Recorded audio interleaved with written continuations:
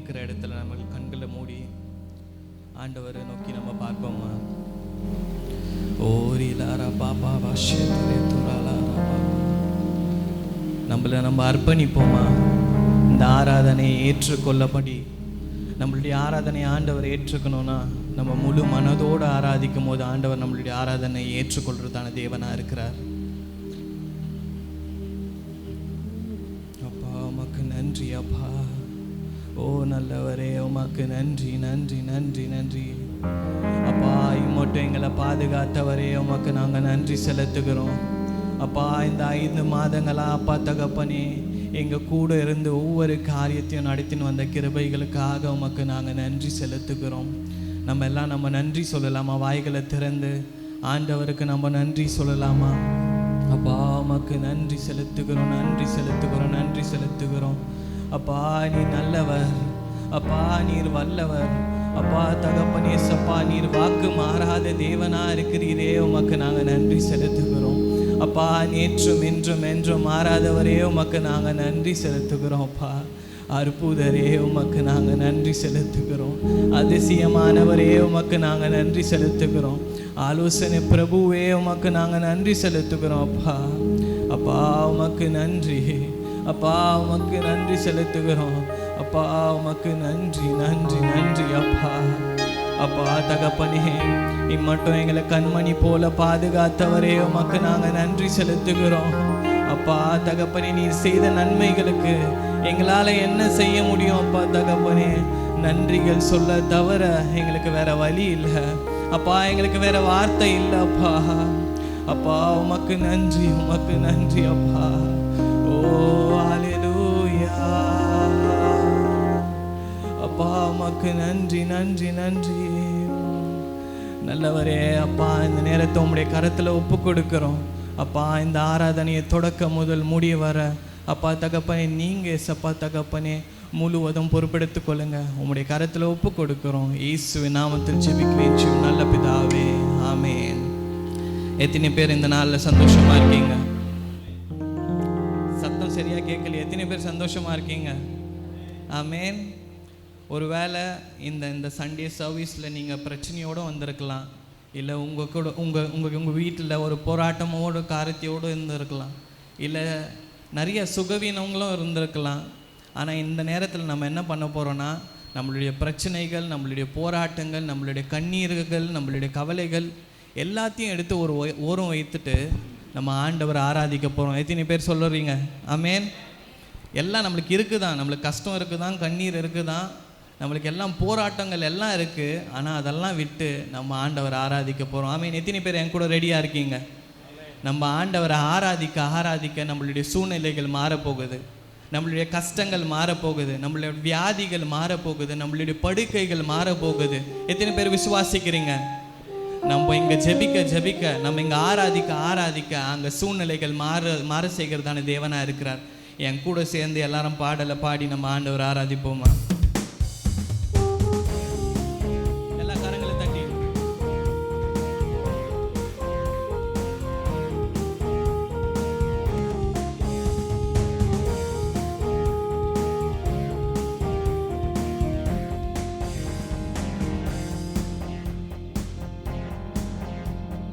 நன்றி பலி பீடம் கட்டுவோம்.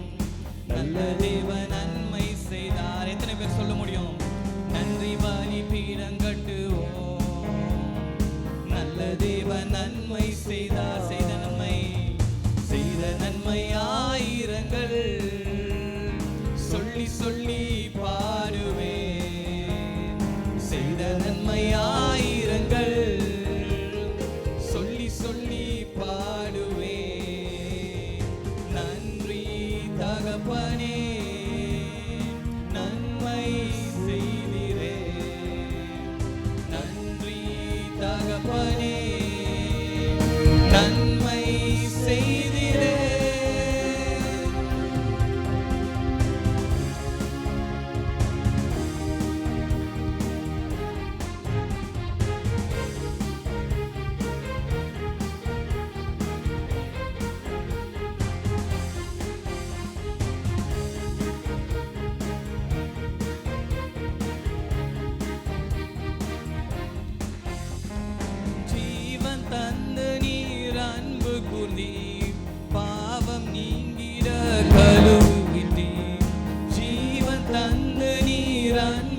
வந்தீர், பாவம் நீங்கிட கழுவி விட்டீர்.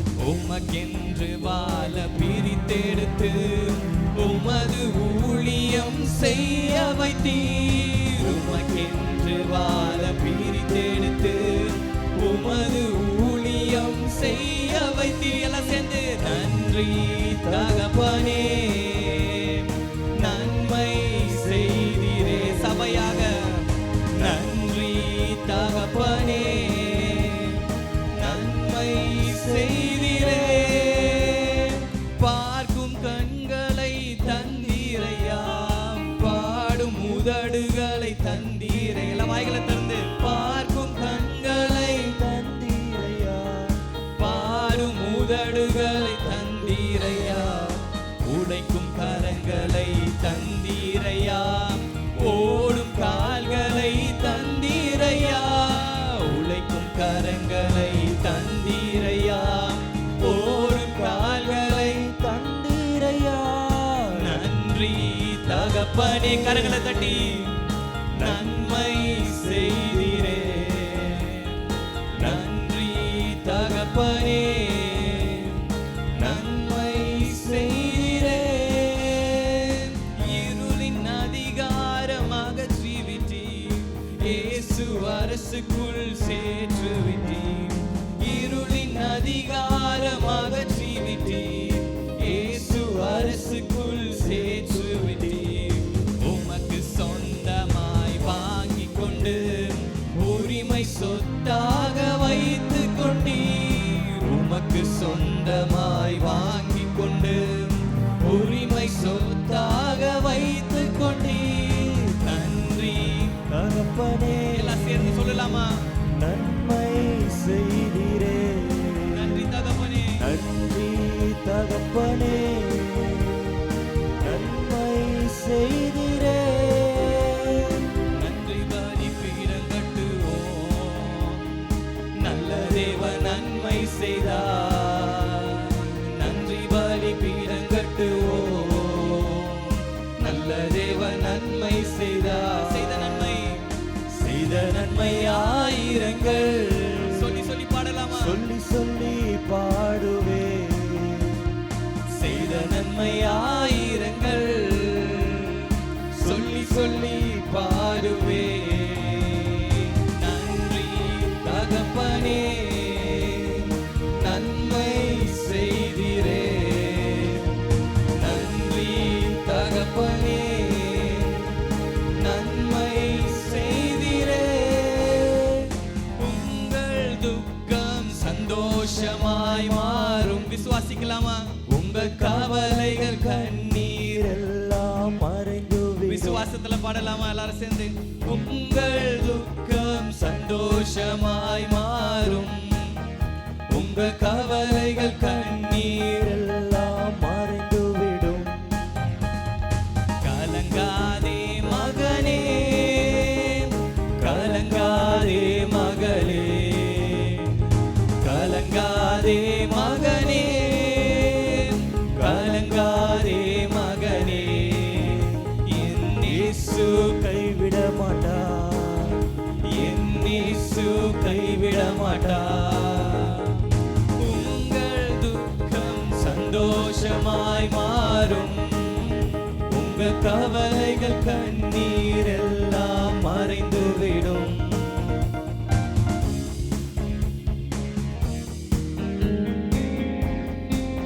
எத்தனை பேர் விசுவாசிக்கிறீங்க?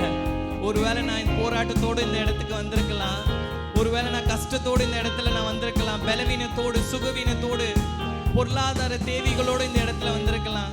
ஆனா இன்னைக்கு தேவன் நம்மளை பார்த்து சொல்லுறதான ஒரு வார்த்தை, கலங்காதே மகனே, கலங்காதே மகளே என்றார். ஏன்னா நம் இயேசு நம் கூட இருக்கிறார்.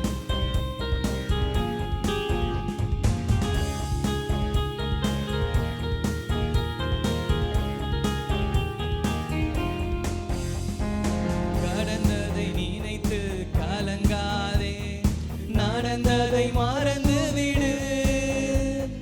கடந்ததை நினைத்து கலங்காதே, நடந்ததை மறந்து விடு. கர்த்தர் புதிதனை செய்து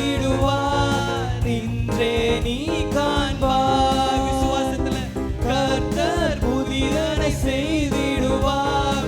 இன்றே நீ காண்பாய் ஐயா, இன்றே நீ காண்பாய். கலங்கிடவே வேண்டாம், கலங்கிடவே வேண்டாம், கலங்கிடவே வேண்டாம், கலங்கிடவே வேண்டாம். நம் இயேசு கைவிட மாட்டார். எத்தனை பேர் சொல்ல முடியும்? இயேசு கைவிட மாட்டார். உங்கள் துக்கம் சந்தோஷமாய் மாறும். உங்க கவலைகள் கண்ணீர் எல்லாம் மறைந்து விடும்.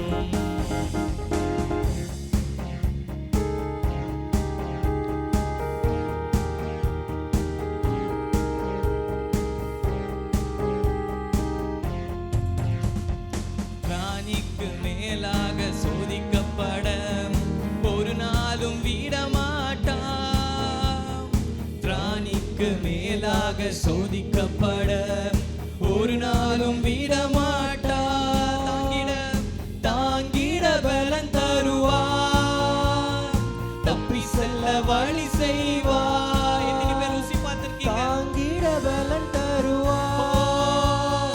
தப்பி செல்ல வழி செய்வார். தப்பி செல்ல வழி செய்வார். நீ தப்பி செல்ல வழி செய்வார். சபையா சேர்ந்து கலங்கிடவே வேண்டாம். விசுவாசத்துல கலங்கிடவே வேண்டாம், கலங்கிடவே வேண்டாம், கலங்கிடவே வேண்டாம். நம் இயேசு கைவிட மாட்டார். எல்லா கரங்களை தட்டி நம் இயேசு கைவிட மாட்டார். உங்கள் துக்கம் சந்தோஷமாய் மாறும். உங்க கவலைகள் கண்ணீர் எல்லாம் மறைந்து விடும். உங்கள் துக்கம் சந்தோஷமாய் மாறும். உங்க கவலைகள் கண்ணீர் எல்லாம் மறைந்து விடும்.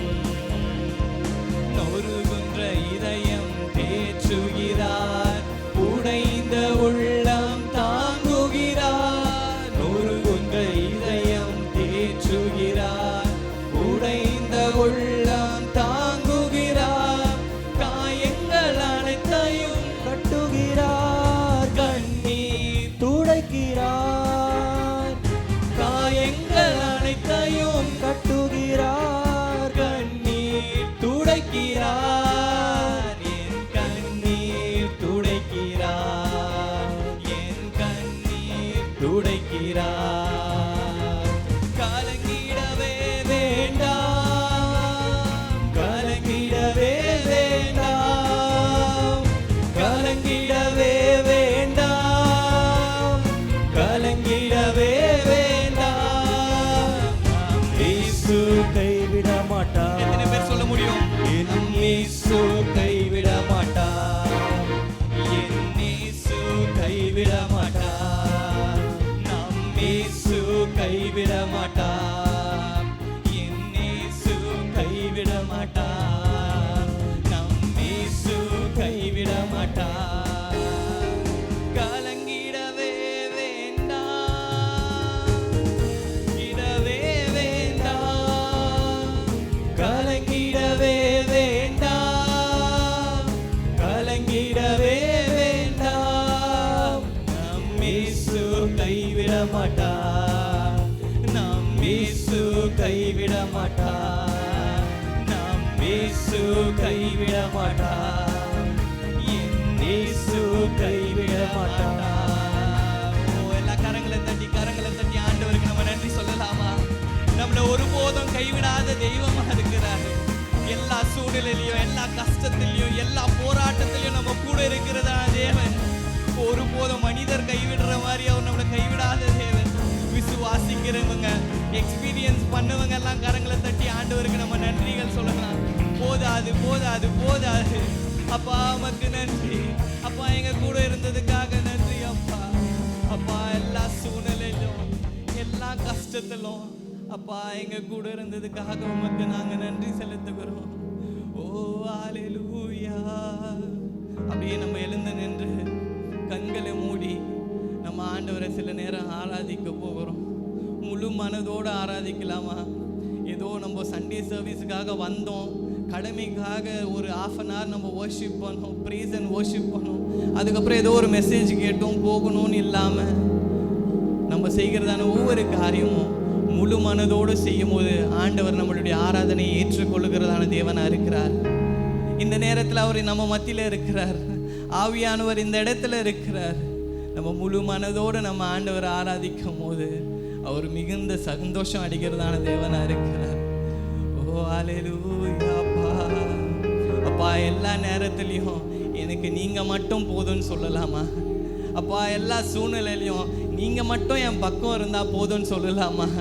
அப்பா தகப்பனே, எனக்கு என்னதான் கஷ்டம் இருந்தாலும் அப்பா என் கை பிடிச்சுன்னு நீங்கள் நடத்துங்கன்னு சொன்னால் போதும்ல. ஓ அல்லேலூயா. அப்பா உமக்கு நன்றி அப்பா.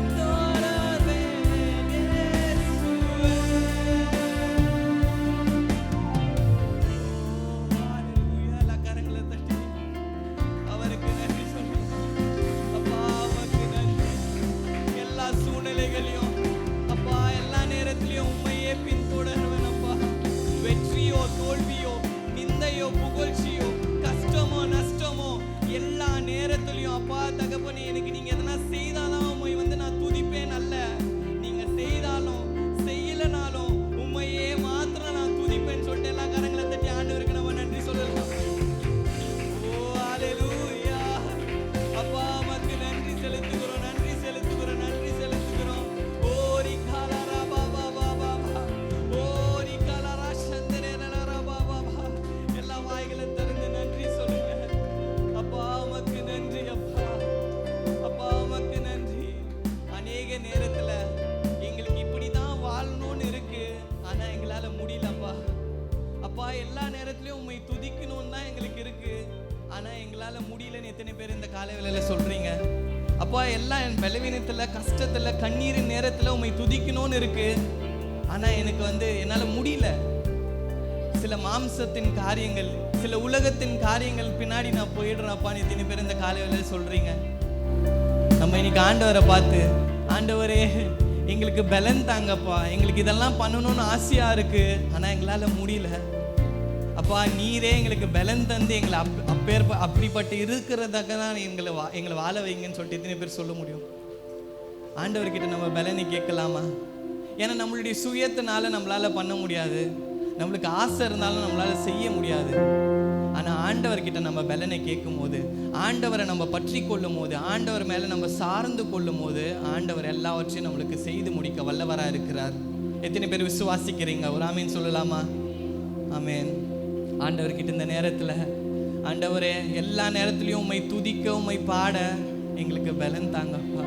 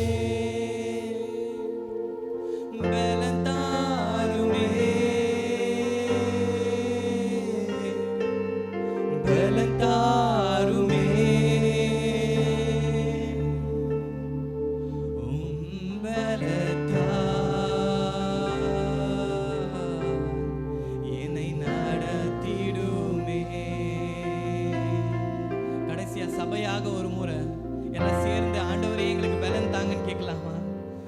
பலன் தாருமே, பலன் தாருமே,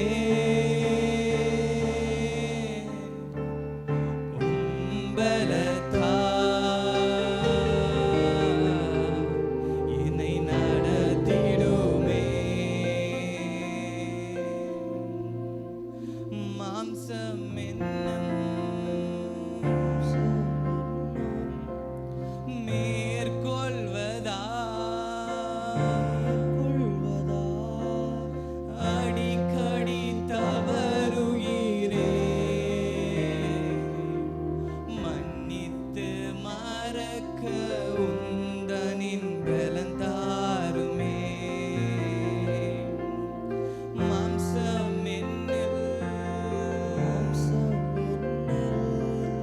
மேற்கொள்வதா அடிக்கடி தவறுகிறே, பரிசுத்த வாழ்வு வாழ பலன் தாருமே, பலன் தாருமே, பலன் தாருமே.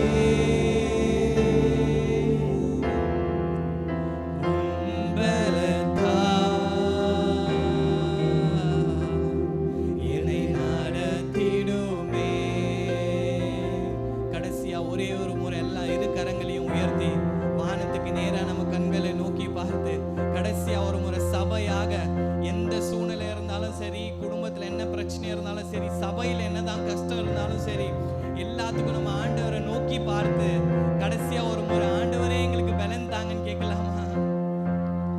பலன் தாருமே, பலன் தாருமே,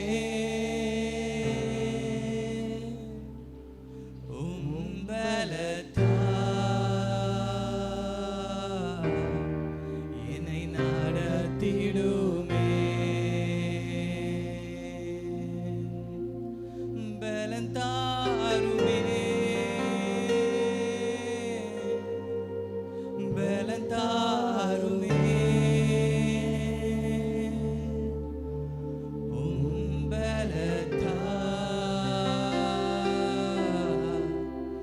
என்னை நடத்திடுமே.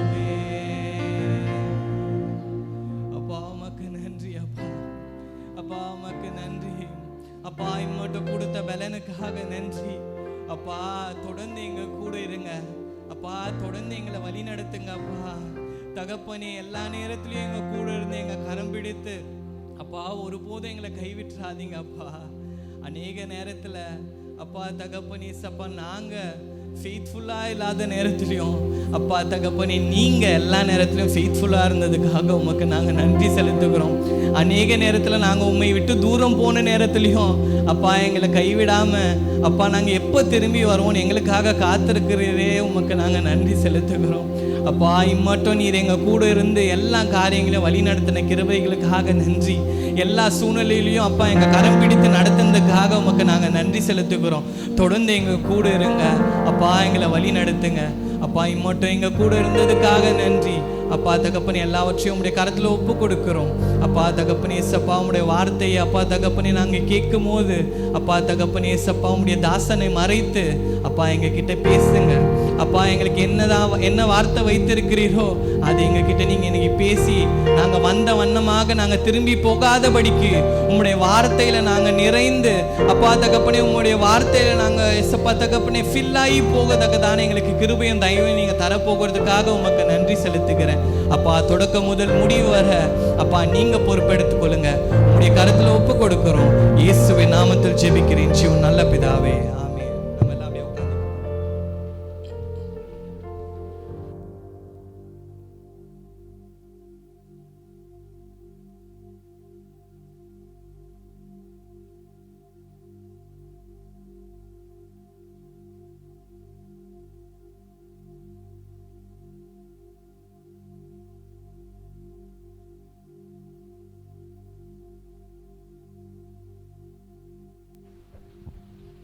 இந்த நாளிலும் காலை முதல் ஆராதனைக்கு வந்திருக்கிற உங்கள் யாவரையும் இயேசுவின் நாமத்தில் வாழ்த்தி வரவேற்கிறோம்.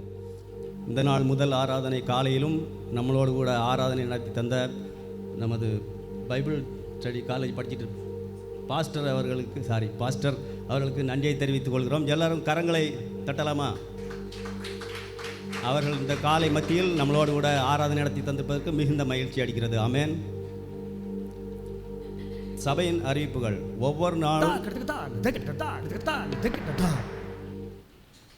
நாளும் காலை ஆராதனை முதல் ஆராதனை 6:30 மணி முதல் 8 மணி வரையும், இரண்டாவது ஆராதனை 9 மணி முதல் 10:30 மணி வரையும், சண்டே கிளாஸ் 10:45 முதல் 12 மணி வரையும் நடைபெறும். உங்கள் பிள்ளைகளை நீங்கள் தவறாமல் சண்டே கிளாஸுக்கு அனுப்பி வையுங்கள். அதேபோல் ஒவ்வொரு ஞாயிற்றுக்கிழமையும் காலை 10 மணிக்கு பாஸ்டிங் ப்ரேயர் நடைபெறும். அதேபோல் டீனேஜ் பிள்ளைகளுக்கு மாலை 3:30 மணிக்கு டீன் சர்வீஸ் நடைபெறும். நீங்கள் தவறாமல் கலந்து கொள்ளும்படி தாழ்மையாக கேட்டுக்கொள்கிறோம். அதேபோல் ஒவ்வொரு ஞாயிறும் மாலை 6:30 மணிக்கு மாலை ஆராதனை நடைபெறுகிறது. அதில் வெளிப்படுத்தல் சுவிசேஷம் தியானிக்கப்படுகிறது. அது பைபிள் ஸ்டடியாக இருக்கும். நீங்கள் அநேகர் வந்து கலந்து கொள்ளும்படி கேட்டுக்கொள்கிறோம். அதேபோல் பைபிள் மெகா குவிஸ் வருகிற ஜூலை 27ஆம் தேதி நமது சபையில் வைத்து நடைபெறும். அது 40 ரூபாய் கட்டணம். நீங்கள் அதற்காக இப்பொழுதே ஆயத்தப்படும்படி கேட்டுக்கொள்கிறோம். அதில் ஏசாயா, யாக்கோபு போன்ற நிருபம், அதிலிருந்து கொஸ்டின் கேட்கப்படும். பைபிள் டியூஷன், கேர்சல், ஆண்கள் ஐக்கியம் ஒவ்வொரு நாளும் அந்தந்த ஏரியாக்களில் நடைபெறும். நீங்கள் தவறாமல் கலந்து கொள்ளுங்கள். உங்களுக்கு தெரிந்தவர்களையும் நீங்கள் அறிமுகப்படுத்தி வையுங்கள். அதேபோல் கல்லறை தோட்டத்துக்கென்று வாக்கு பண்ணினவர்கள் நீங்கள் தயவாய் கொடுக்கும்படி தாழ்மையோடு கேட்டுக்கொள்கிறோம். புதிதாக யாராவது கொடுக்க வேண்டுமென்றால் ஆராதனை முடிவில் அதற்கு ஏற்ற ஃபார்ம் என்னிடத்திலோ இல்லது இரண்டாவது சர்வீஸில் வருபவர்கள் மகேஷ் பிரதரிடத்திலோ பெற்றுக்கொள்ளுங்கள். என்னிடத்திலோ இல்லது சபை போதகரிடத்திலோ நீங்கள் அதற்கான தொகையை கொடுக்கும்படி தாழ்மையாக கேட்கிறோம். அதே போல் நமது சபை தேவைகளுக்காகவும் சபை போதகருக்காகவும் போதகர் குடும்பங்களுக்காகவும் அவருடைய ஊழியங்களுக்காகவும் பிரயாணத்திலும் நீங்கள் ஒவ்வொரு நாளும் ஜபிக்கும்படி தாழ்மையாக கேட்டுக்கொள்கிறோம். இப்பொழுது கர்த்தர் கண்டு கொடுக்கிற ஒரு நேரம். நீங்கள் காணிக்கைகளை கரங்களில் எடுத்து வைத்துக்கொண்டு அதற்காக நாம் ஜபிப்போம். எங்கள் அன்பின் பரலோக பிதாவே, இந்த நல்ல காலை வேளைக்காக உம்மை நன்றியோடு உம்மை துதிக்கிறோம். நீர் எவ்வளவு மேன்மை உள்ள தேவன், ஆச்சரியமான தேவனப்பா. நீர் எங்களை ஆசீர்வதித்ததிலிருந்து நாங்கள் உமக்கென்று ஒரு பகுதியை நாங்கள் கொடுக்கிறோமப்பா. உம்முடைய ராஜ்யத்தின் பணிக்காக நாங்கள் இதை செய்கிறோம் ஆண்டவரே. நீங்கள் ஒவ்வொருவருக்கும் நிறைவான பலனை தரும்படியாய் ஜபிக்கிறோமப்பா. ஆண்டவரே, நாங்கள் இன்னும் உற்சாகமாய் உமக்கென்று கொடுக்க நீர் எங்கள் கரங்களை வலுப்படுத்தும்படியாய் ஜபிக்கிறோம் கர்த்தாவே. ஆண்டவரே, வேலைக்கு போகும்போதும் வரும்போதும் நீர் ஒவ்வொருவரையும் பாதுகாத்து கொள்ளும்படியாய் ஜபிக்கிறோம். எல்லா தேவைகளையும் ஒவ்வொருவருக்கும் சந்திக்கும்படியாய் ஜபிக்கிறோமப்பா. ஆண்டவரே, நீர் ஆசீர்வாதத்தை தருகிற தேவன் கர்த்தாவே. ஆண்டவரே, போக்கிலும் வரத்திலும் கூட இருந்து நீர் வழிநடத்தும்படியாக ஜபிக்கிறோம். வருமானத்துக்கு என்னென்ன தடையான காரியங்கள் இருக்கிறதோ எல்லாவற்றையும் நீர் நீக்கி போடும்படியாக ஜபிக்கிறோம் கர்த்தாவே. கர்த்தரை நம்புகிறவன் செழிப்பான் என்ற வசனத்தின்படி கர்த்தாவே ஒவ்வொருவரையும் நீர் ஆசீர்வதிக்கும்படியாக ஜபிக்கிறோம் அப்பா. ஆண்டவரை, எல்லா தேவைகளுக்காக உம்மை மாத்திரம் நோக்கி பார்க்க நீர் கிருபை செய்யுங்க ஆண்டவரை. எல்லா தேவைகளையும் உம்மிடத்தில் விண்ணப்பிக்க நீர் கிருபை தாங்கப்பா. இன்னும் ஆண்டவரை, நாங்கள் எங்கள் சபையை ஒருமித்து ஆண்டவரை கட்டுவதற்கு நீர் எங்கள் கரங்களை வலுப்படுத்தும்படியாக ஜபிக்கிறோம். எல்லா தேவைகளையும் சந்திங்க. ஒவ்வொரு குடும்பத்திலும் என்னென்ன தேவைகள் இருக்கிறதோ எல்லாவற்றையும் நீர் தயவாய் கொடுத்து ஆசீர்வதிக்கும்படியாக ஜெபிக்கிறோம். அப்படியே செய்ய போகிற கிருபைக்காக உமக்கு நன்றி செலுத்துகிறோம். இயேசுவின் நாமத்தில் பிதாவே, ஆமென்.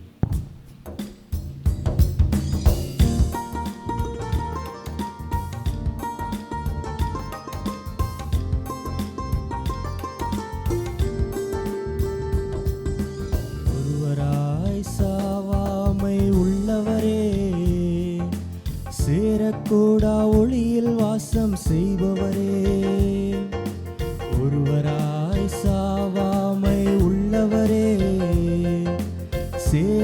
காணக்கூடா ஒளியில் வாசம் செய்பவரே, மனிதரில் ஒருவரும் கண்டிராத தெய்வமே, மனிதரில் ஒருவரும் காணக்கூடா தெய்வமே, மனிதரில் ஒருவரும் கண்டிராத தெய்வமே, மனிதரில் ஒருவரும் காணக்கூடா தெய்வமே. துதியும் கனமும் நித்திய வல்லமையும் உமக்கே உண்டாவதாக. துதியும் கனமும் நித்திய வல்லமையும் உமக்கே உண்டாவதாக.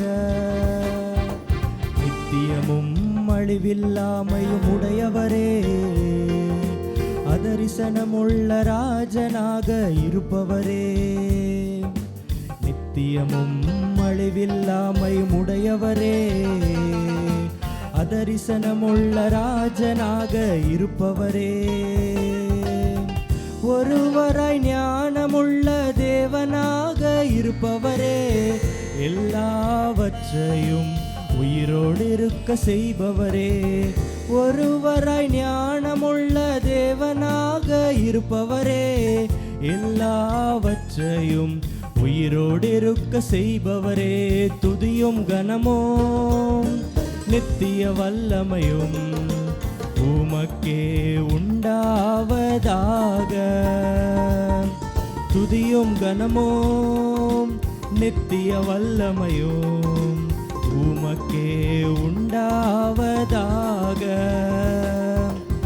ஆதியும் மந்தமும் மானவரே, நேற்றும் இன்றும் என்றும் மாறா தூயவரே, ஆதியும் மந்தமும் மானவரே, நேற்றும் இன்றும் என்றும் மாறா தூயவரே,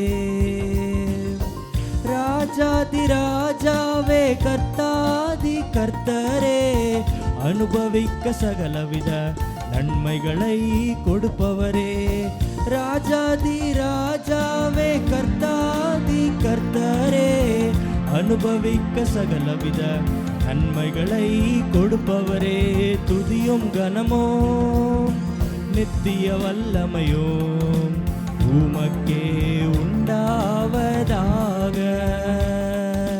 துதியும் கனமும் நித்திய வல்லமையும் உமக்கே உண்டாவதாக.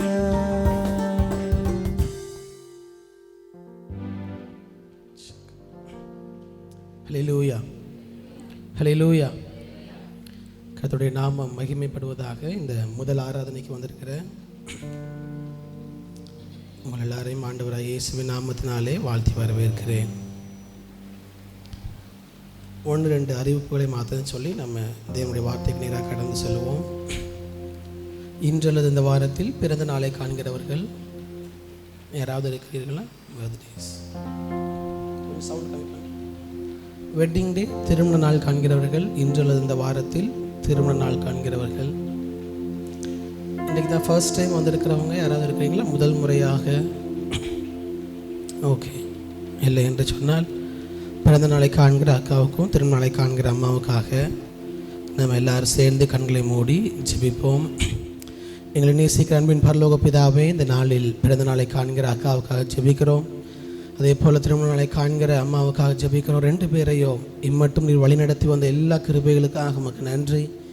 தாயின் கருவில் உருவான நாள் முதல் இந்நாள் வரை நீ பெயர் சொல்லி அழைத்து அவர்களை முன்குறித்து ஏற்ற நேரத்தில் ஆண்டவரே இயேசு கிறிஸ்துவை புரிந்து கொள்ளவும், உம்முடைய அன்பை அறிந்து கொள்ளவும், உம்மை சொந்த இரட்சகராக ஏற்றுக்கொள்ளவும், உமக்கென்று வாழவும், உமக்கென்று சாட்சியாக நிற்கவும் நீர் பாராட்டி நம்முடைய கிருபைகளுக்காக உமக்கு நன்றி செலுத்துகிறோம். எதிர்நோக்கி இருக்கிற இந்த புதிய ஆண்டு எல்லா வகையிலும் உமது பிள்ளைகளுக்கு ஆசீர்வாதமான ஆண்டாக இருக்கட்டும். நான் உன்னை ஆசீர்வதிக்கவே ஆசீர்வதித்து உன்னை பெருகவே பெருக பண்ணுவேன் என்று சொன்ன வார்த்தையின்படி உமது பிள்ளைகள் என்று ஆசீர்வதித்து பெருக பண்ணி ஆண்டவரே இந்த புதிய ஆண்டில் எல்லா நன்மையினாலும் உன் வாயை திருப்தியாக்குவார் என்ற வார்த்தையின்படி நன்மையினாலும் கிருபையினாலும் முடிசூட்டி அப்பா நீங்கள் இந்த புதிய ஆண்டை வழிநடத்தும்படியாக நாங்கள் ஜெபிக்கிறோம். இந்த வருட வாக்குத்தத்த வார்த்தையின்படியே ஆண்டவரே கர்த்தருடைய மகிமை உண்மையில் உதித்தது என்ற வார்த்தையின்படி இந்த புதிய ஆண்டு நீர் தருகிற மகிமையை, நீர் தருகிற உயர்வுகளை இந்த புதிய ஆண்டில் பெற்றுக்கொள்ளும் போது பிள்ளைகளுக்கு கிருபை தருவீராக. உங்கள் கருத்திலே தாழ்த்தி தருகிறோம். இயேசு கிறிஸ்துவின் நாமத்தில் ஜெபிக்கிறோம் நல்ல பிதாவே, ஆமென் ஆமென். நம்ம எல்லாரும் கரங்களை தட்டி அவளை உற்சாகப்படுத்தலாம். தேங்க்யூ. அதே போல் நீங்கள் தொடர்ந்து கல்லறை தோட்டத்துக்கென்று நீங்கள் வாக்கு பண்ணினவர்கள் தொடர்ந்து நீங்கள் கொடுக்கும்படியாக உங்களை உற்சாகப்படுத்துகிறேன். அங்கிள் சொன்னது போல் இதுவரை வாக்கு பண்ணாதவர்கள் விரும்புகிறவர்கள் நீங்கள் கொடுக்கும்படியாக ஃபார்ம் அங்கிளிடத்தில் வாங்கி கொள்ளும்படியாக உங்களை கேட்கிறேன். நமக்கு மாலை ஆராதனை மாலை 6:30 மணிக்கு நடைபெறும். தொடர்ந்து உங்களுடைய கேர்செல்ஸ் மற்ற எல்லா இடைப்பட்ட நாட்களில் கூடுகையிலும் நீங்கள் அதிகமாக ஜெபிக்கும்படியாக உங்களை உற்சாகப்படுத்துகிறேன். ஜெப நேரங்களை தனிப்பட்ட வாழ்க்கையிலும் சபையாகவும் கேர்செல்லில் சிறு குழுக்களாக நீங்கள் கூடி வரும்பொழுது எல்லா நேரங்களிலும் அதிகமாக ஜெபத்தில் காத்திருக்க இந்த நாட்களில் தேவன் நமக்கு கிருபை தரட்டும். அதே போல் கடந்த நாட்களில் நம்முடைய சபையில் உள்ள சாலமோனுடைய மகள் செலினுக்கு தேவன் ஒரு நல்ல சுகப்பிரசவத்தின் மூலமாக ஒரு பெண் குழந்தையை பெற்றெடுக்க தேவன் கிருபை தந்தார். அல்லேலூயா. அதற்காக ஜெபித்தவங்க எல்லாருக்கும் நன்றியை தெரிவித்துக் கொள்கிறோம். அடுத்த வாரத்தில் ஒரு 2 நாள் எல்லா பாஸ்டர்ஸுக்கான ஒரு கேம்ப் மகாபலிபுரத்தில் நடைபெறுகிறது. நம்ம மெயின் சர்ச் மூலமாக போன எல்லா பாஸ்டர்ஸ் மிஷினரிஸ் எல்லாருக்காக, அதற்காக நானும் பாஸ்டமாகவும் போக இருக்கிறோம். நீங்கள் அதற்காக ஜெபித்துக் கொள்ளுங்கள். அந்த 2 நாள் கூட்டங்கள் தேவன் ஆசீர்வதித்து தரும்படியாக ஜெபியுங்கள். அதே போல் வருகிற ஜூலை மாதம் 1ஆம் தேதி நம்முடைய சபையில் வைத்து நம்முடைய அம்பத்தூர் மண்டலத்துக்கான போதகர் ஐக்கிய கூடுகை நம்முடைய சபையில் நடைபெற இருக்கிறது.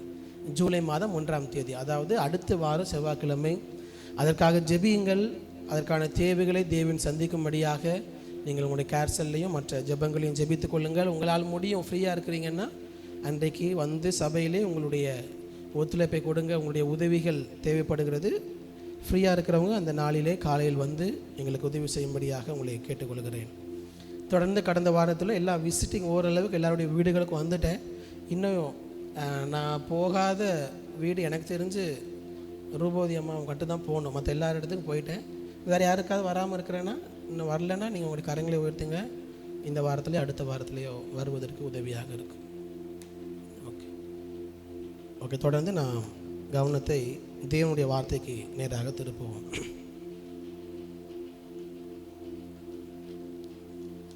ஏசாயா எழுதின தீர்க்க தரிசன புஸ்தகம் 60ஆம் அதிகாரம் 10வது வசனத்தின் கடைசி பகுதி.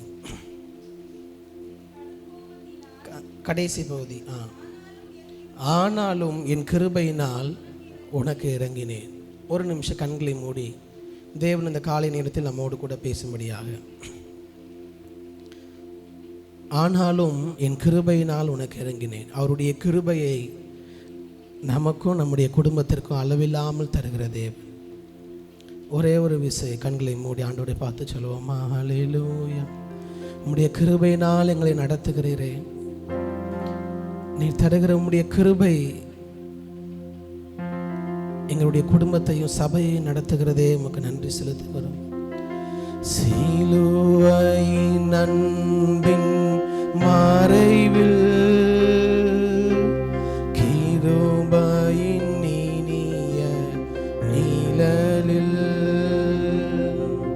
சிலுவையின் அன்பின் மறைவில் கிருபையின் இனிய நிழலில், கிருபையின் இனிய நிழலில்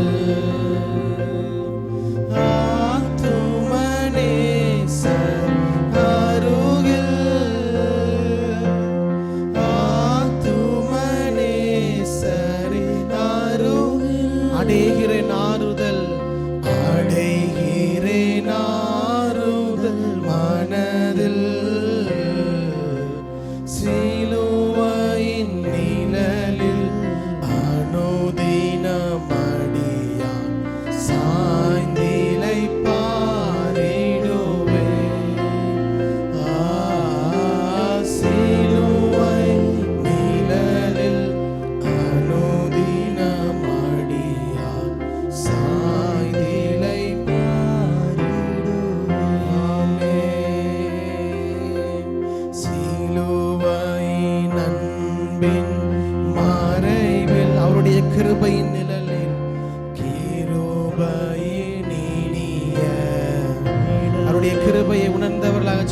சிலுவையின் அன்பின் அன்பின் மறைவில் உம்முடைய கிருபையினால் கிருபையின் இனிய மீண்டுமாக ஒரு சிலுவையின் அன்பின் மறைவில்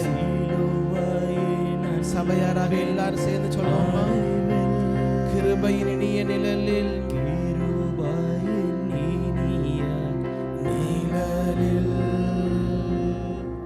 சிலுவையின் அன்பின் மறைவில் கிருபையின் இனிய நிழலில். ஆண்டவரே, உம்முடைய கிருபையின் நிழலில் எங்கள் ஒவ்வொருவரையும் வழி நடத்துங்க. நீர் எங்களோடு கூட இடைப்படுங்க. கேட்கிறதுக்கு காதுள்ளவன் கேட்க கடவன் என்ற வார்த்தையின்படி ஆண்டவரே எங்களுடைய மனக்கண்களை திறந்து அருள்வீராக. எங்களோடு கூட பேசுங்க. இயேசு கிறிஸ்துவின் நாமத்தில் ஜெபிக்கிறோம் நல்ல பிதாவே, ஆமென் ஆமென். கடந்த 3 வாரமாக தேவனுடைய கிருபை, ஆனாலும் என் கிருபையினால் உனக்கு இறங்கினேன் என்ற வார்த்தையின்படி தேவன் எப்படி அவருடைய கிருபையை நமக்கு தருகிறார் என்று சொல்லி தியானிக்க இந்த ஜூன் மாதத்தில் தேவன் நமக்கு கிருபை பாராட்டி வருகிறார். முதல் வாரத்திலே 2 கொரிந்தியர் 6:1 அடிப்படையாக கொண்டு தேவனுடைய கிருபையை விருதாவாக்காதீர்கள், நாம் எப்படி தேவனுடைய கிருபையை விருதாவாக்க முடியும் என்று சொல்லி உங்களோடு கூட பகிர்ந்து கொண்டேன். அதைத் தொடர்ந்து 2வது வாரத்தில் தலைமுறைகளை தாங்கக்கூடிய தேவனுடைய கிருபை, அவர் ஆபிரகாமின் தேவனும் ஈசாக்கின் தேவனும் யாக்கோபின் தேவனுமாக இருக்கிறார். அவர் கிருபை தலைமுறைகள் 1000 தலைமுறை மட்டும் கிருபை அளிக்கிற தேவன் என்று சொல்லி தியானித்தோம். போன வாரத்தில் நமக்கு ஃபாதர்ஸ் டே என்பதனால் அதை குறித்து ஒரு சிறப்பு செய்தியை உங்களோடு கூட பகிர்ந்து கொண்டேன். நாம் எப்படிப்பட்ட ஒரு பாரம்பரியத்தை விட்டு செல்லுகிறோம், என்ன ஒரு லெகசி வி லீவ் பிஹைண்ட் அடுத்த சந்ததிக்கு என்று சொல்லி ஈசாக்கினுடைய வாழ்க்கையிலும் தாவீதுடைய வாழ்க்கையும் தியானிக்க தேவன் நமக்கு கிருபை தந்தார். இந்த காலை நேரத்திலும் கடந்த வாரம் முழுவதும் என்னுடைய இருதயத்தில் தேவன் அதிகமாக உணர்த்தின ஒரு வார்த்தை ரோமர் 2வது அதிகாரம் 4வது வசனம். எடுத்தவர்கள் வாசியுங்கள். ரோமர் 2வது அதிகாரம் 4வது வசனம்.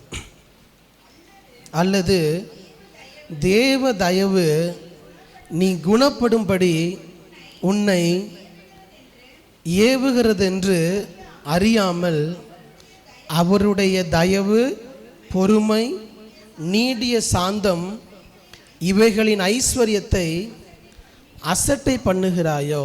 கடந்த வாரத்தில் ரோமர் எழுதின இந்த புஸ்தகத்தை வாசித்து கொண்டிருக்கும் பொழுது இந்த வசனத்தை தேவன் அதிகமாக என்னுடைய இருதயத்தில் உணர்த்தினார். தேவ தயவு நீ குணப்படும்படி உன்னை ஏவுகிறது என்று அறியாமல் அவருடைய தயவு, பொறுமை, நீடிய சாந்தம் இவைகளின் ஐஸ்வர்யத்தை அசட்டை பண்ணுகிறாயோ. இந்த வசனத்தை குறித்து பார்க்கும் பொழுது அதற்கு முன்பதாக உள்ள வசனத்தையும் பின்பதாக உள்ள வசனங்களையும் சேர்த்து 1 to 11 வரை உள்ள வசனங்களை நமக்கு இருக்கிற கொஞ்ச நேரத்தில் வேகமாக தியானித்து ஜெபிக்க தேவன் நமக்கு கிருபை தருவாராக. தேவன் நமக்கு தருகிற வார்த்தையை கேட்க ஆயத்தத்தோடு நாம் காத்திருப்போம். தேவைப்படுகிறவர்கள் நீங்கள் குறிப்பெடுத்துக் கொள்ளும்படியாக உங்களை கேட்டுக்கொள்கிறேன். தேவனுடைய தயவை, தேவனுடைய கிருபையை தேவன் எல்லாருக்கும் தருகிறார். இந்த வசனத்தில் சொல்லப்பட்டிருக்கிறது, தேவ தயவு அல்லது தேவ கிருபை எதற்காக கொடுக்கப்பட்டிருக்கிறதா?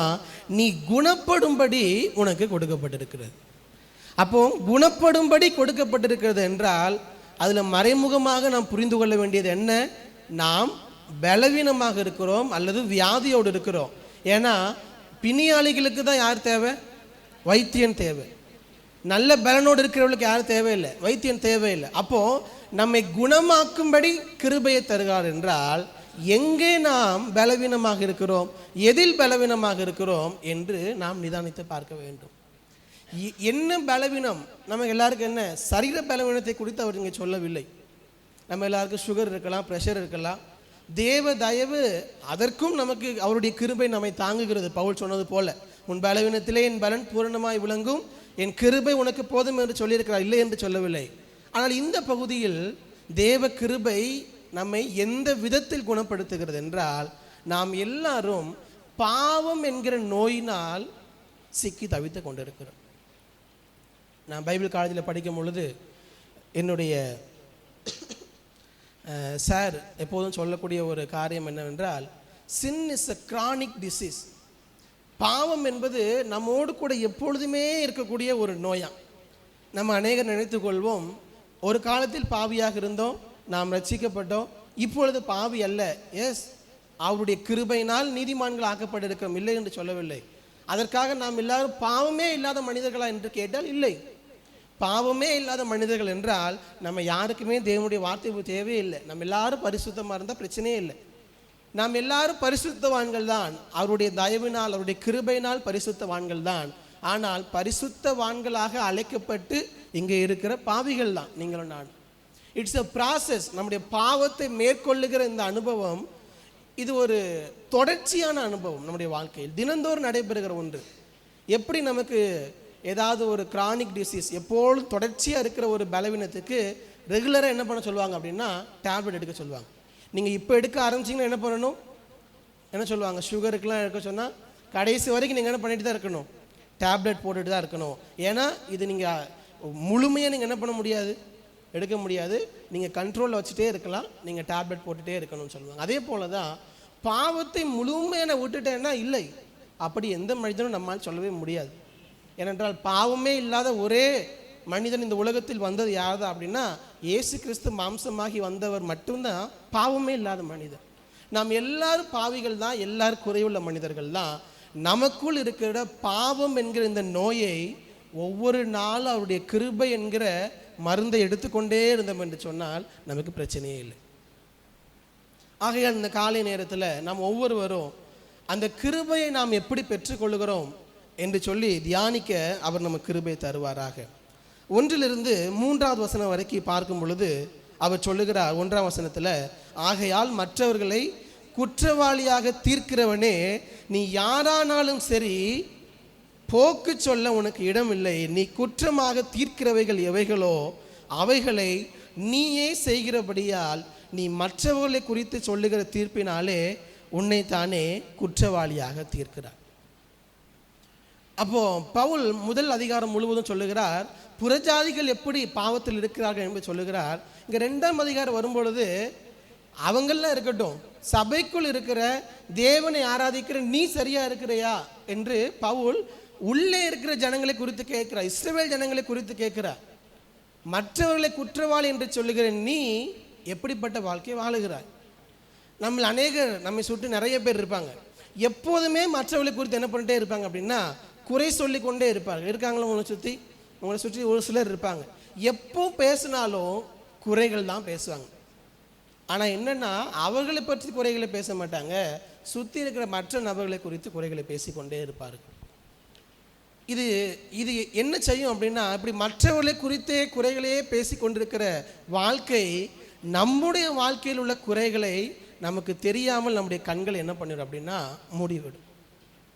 அதான் மத்தேயு 7:1 சொல்கிறார்ல, மத்தேயு 7ஆம் அதிகாரத்தில் வாசிக்கும் பொழுது, நீ மற்றவர்களை நியாயம் தீர்ப்பதற்கு முன்பதாக மற்றனுடைய கண்ணில் இருக்கிற உத்திரத்தை எடுப்பதற்கு முன்பதாக என்ன பண்ணணும் அப்படின்னா உன் கண்ணில் இருக்கிறதே பார், திரும்ப பார். நம்ம என்ன செய்கிறோம், அநேக நேரத்தில் நம்மிடத்தில் 1000 குறைகள் இருக்கும், அதை விட்டுட்டு அவங்க சரியில்லை, அது சரியில்லை, அவங்க அப்படி இல்லை, இவங்க அப்படி இல்லைன்னு சுற்றி இருக்கிற நபர்களையே அநேக நேரத்தில் குறை சொல்லி கொண்டே இருப்போம். நான் ஒன்றும் சொல்லுகிறேன், அது குடும்பமாக இருந்தாலும் சரி, பிள்ளைகளோடு இருக்க உறவாக இருந்தாலும் சரி, வேலை பார்க்குற இடத்தில் உள்ள உறவுகளாக இருந்தாலும் சரி, எப்பொழுது நீ தவறுன்னு சொல்கிறத நிப்பாட்டிட்டு நான் எதில் மாற வேண்டும் என்கிற இடத்துக்கு எப்பொழுது வருகிறோமோ அப்பொழுது தான் அங்கே சமாதானம் நம்முடைய இருதயத்தில் வரும். நான் சொல்லுகிறத ஏற்றுக்கொள்ளாவிட்டாலும் அதுதான் உண்மை. ஒரு கணவன் மனைவி எடுத்துக்கொள்ளுங்க, கணவன் மனைவியை பார்த்து இவர் பண்ணுறது தப்பு தப்பு தப்புன்னு சொல்லிகிட்டே இருக்கலாம், உண்மையிலே தப்பாகவே இருக்கலாம். மனைவி கணவனை பார்த்து நீ செய்கிறது தப்பு தப்பு தப்புன்னு சொல்லிட்டே இருக்கலாம். ஏன்னா இவர் பார்வையில் அவர் செய்வது தவறாக இருக்கலாம், அவர் பார்வையில் இவர் செய்கிறது தவறாக இருக்கலாம். இது 2 பேரும் மாறி மாறி சொல்லிக்கொண்டே இருந்தால் ஒரு நாளும் என்ன பண்ண முடியாதுன்னா சமாதானம் குடும்பத்தில் இருக்க வாய்ப்பே இல்லை. கொஞ்சம் வெயிட் பண்ணி சரி அவர் செஞ்ச தப்புலாம் இருக்கட்டும், நான் என்ன தப்பு பண்ணேன்? ஏன்னா பிரச்சனை ஒரு நபர் செய்கிற தப்புனால் சண்டை வருகிறதே இல்லை, 2 நபர் செய்யும்போது தான் சண்டையாக மாறும். அப்போ அவர் செஞ்சது இருக்கட்டும், நான் என்ன தப்பு பண்ணேன்னு மனைவி கொஞ்சம் இருந்து யோசித்து பார்த்தாங்கன்னா சண்டை சில வினாடிகளில் முடிந்துவிடும். அதே தான் கனவு இருக்கும். சரி, மனைவி பண்ணதெல்லாம் இருக்கட்டும், ரொம்ப டென்ஷன் ஆக்கலாம், ரொம்ப பேசலாம், எல்லாம் ஓகே, நான் என்ன தப்பு பண்ணேன் அப்படின்னு கணவர் சற்று நிதானித்து ஒரு 5 செகண்டோ ஒரு 5 நிமிஷமோ உட்கார்ந்து யோசித்து பார்த்தால் பிரச்சனை அப்பொழுதே முடிந்துவிடும். அதே தான் பெற்றோர் பிள்ளைகளுக்கு. பெற்றோர் செய்த தவறுகள்லாம் இருக்கட்டும், பெற்றோர் நிறைய தவறு பண்ணியிருக்கலாம், உங்களை சரியாக உங்களை கையாள தெரியாமல் இருக்கலாம். சரி, நான் என்ன பண்ணேன், நான் என்ன பண்ணதுனால அவங்க இப்படி ஆனாங்க, 5 நிமிஷம் யோசித்து பார்த்தோம்னா பிள்ளைகள் பேசுவதற்கு அங்கே இடமே இருக்கு. ஏன்னா குறை இல்லாமல் யாரும் என்ன பண்ண மாட்டாங்க, பேச போகிறதில்லை. அதே தான் பெற்றோருக்கு. பிள்ளைங்க பண்ணதெல்லாம் இருக்கட்டும், நான் என்ன தவறு செய்தேன், இப்படி எல்லா இடங்களிலும் மற்றவர்களை குறை சொல்வதற்கு முன்பதாக அதில் நான் சரி பண்ணி கொள்ள வேண்டியது என்ன என்று கேட்கிற இருதயம் நம்ம ஒவ்வொருவருக்கும் தேவை. அல்லேலூயா. நம்முடைய குறைகள்லாம் அல்லேலூயா வரவே மாட்டேங்குது. அல்லேலூயா. ஆமென். ஸோ மற்றவர்களை சொல்வதற்கு முன்பதாக உன் கையை நீட்டி மற்றவனை குறை சொல்கிறேன்னா, நம்ம எல்லாருக்கும் தெரிஞ்ச ஒரு பழமொழி தான், யார் சொன்னான்னு தெரியல, மற்றவன் இப்படி தப்புன்னு சொன்னால் ஒரு விரல் என்ன பண்ணுது, அவனை காட்டுது, மீதி 3 விரல் யாரை தான் காட்டுது, நம்மளை தான் காட்டுது. அப்போ ஒரு நாளும் மற்றவர்களை குறை சொல்வதற்கு அவசரப்படாமல் தீவிரப்படாமல் சற்று பொறுமையாக இருங்க. நான் என்ன இதில் சரி பண்ணி கொள்ள வேண்டும், நான் என்ன இதில் கற்றுக்கொள்ள வேண்டும், நான் என்னை இதில் எந்த விதத்தில் மாற்றிக்கொள்ள வேண்டும், தேவன் ஏன் இதை என்னுடைய வாழ்க்கையில் அனுமதித்திருக்கிறார், நான் ஏதாவது மாறணுமா என்று கேட்டால் அதிலிருந்து நீங்கள் போகிற பாதையே வேறாக இருக்கும். ஆனால் இந்த ஜனங்களும் சரி, நம்மில் அநேகரும் நம்ம செய்கிறது மற்றவர்களை குற்றவாளியாக தீர்க்க ரொம்ப அவசரமாக இருப்போம், ரொம்ப ஸ்பீடாக இருப்போம். லூக்கா 18:9-14 வரைக்கும் வாசிக்க வேண்டாம், நம்ம எல்லாருக்கும் தெரிந்த சம்பவம், நான் அடிக்கடி சொல்லக்கூடிய சம்பவம் தான். 2 பேர் ஜெபிக்கிறார்கள். லூக்கா 18:9-14 வரைக்கும். ஒரு ஆயக்காரனும் ஜெபிக்கிறான், ஒரு பரிசேயனும் ஜெபிக்கிறான். பரிசேயனுடைய ஜெபத்தை பாருங்கள், மற்றவர்களை போல் நான் இல்லை, இந்த ஆயக்காரனை போல மற்ற யாரை போல நான் இல்லை, நான் எல்லாத்திலும் எப்படி இருக்கிறேன்னா கரெக்டாக இருக்கிறேன். எப்பொழுது எல்லாவற்றும் நான் சரியாக இருக்கிறேன்ங்கிற எண்ணம் நமக்கு வருகிறதோ அப்பொழுதே நாம் விழுந்து விட்டோம். அந்த எண்ணம் கிறிஸ்தவ வாழ்க்கையில் ஒரு நாள் நமக்கு வந்துடவே கூடாது. எப்பொழுது சரியாக இருக்கிறேன், நான் எல்லாத்துலேயும் சரியாக இருக்கிறேன். நிறைய நேரத்தில் பாருங்கள், பிரச்சனை வரும்பொழுதெல்லாம் நமக்கு அந்த எண்ணம் தான் வரும், நான் கரெக்டாக தானே இருக்கேன், எல்லாத்துலேயும் சரியாக தானே இருக்கிறேன். இல்லை, அந்த பரிசீலனை அப்படி தான் ஜெபித்தான்.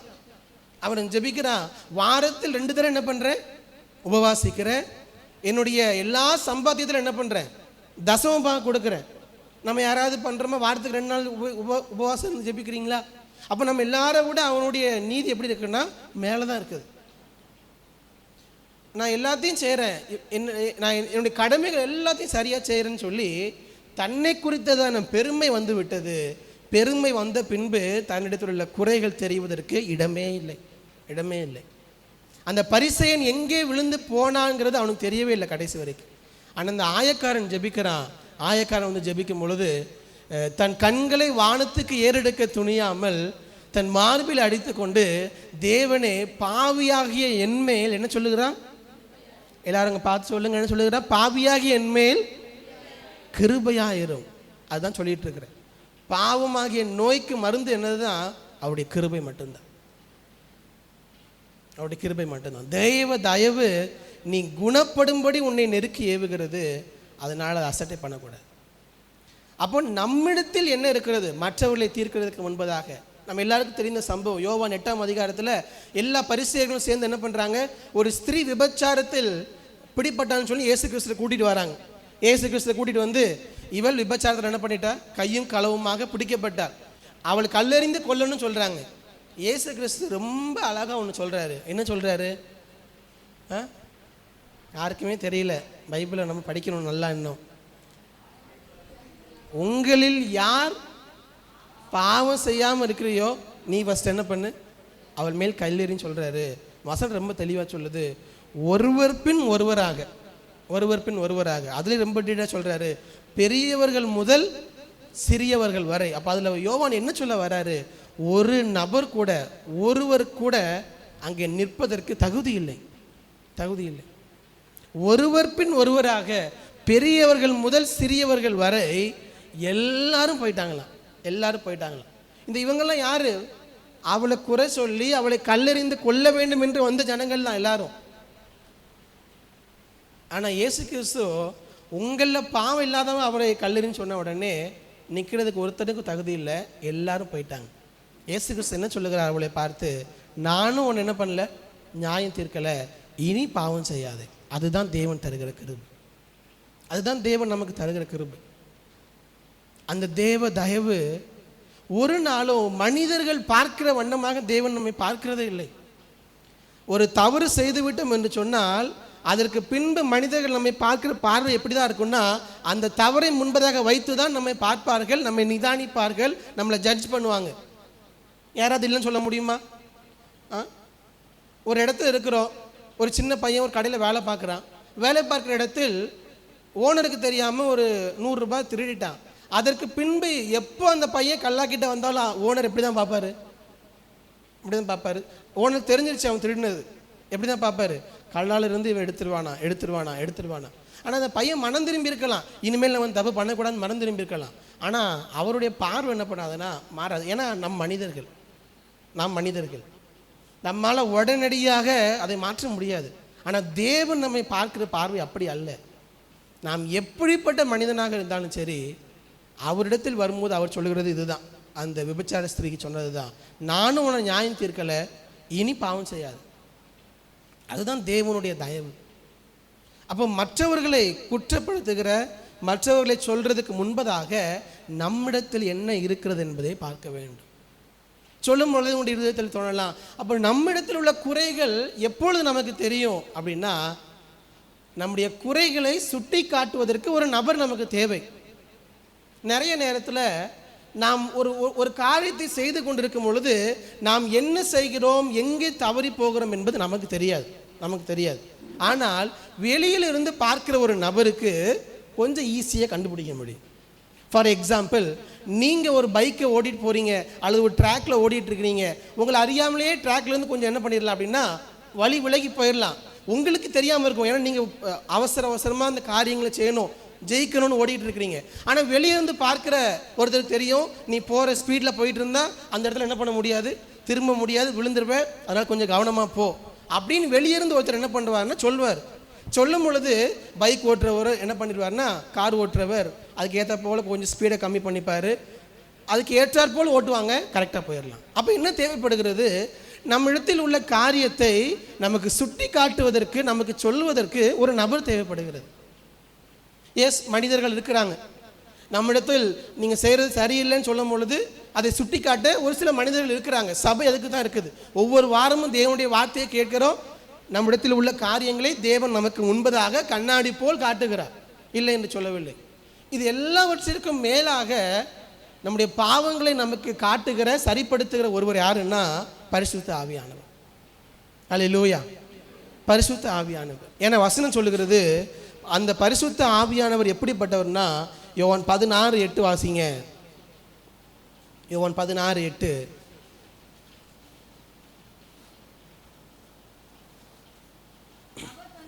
அவர் வந்து பாவத்தை குறித்தும் நீதியை குறித்தும் நியாய தீர்ப்பை குறித்தும் உலகத்தை கண்டித்து உணர்த்துவார்.